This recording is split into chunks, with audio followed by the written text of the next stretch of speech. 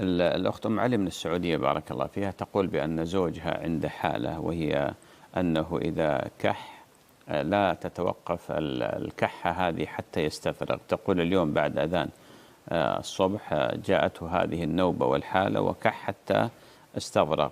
سألت أم علي قلت له يتعمد الاستفراغ؟ قالت لا.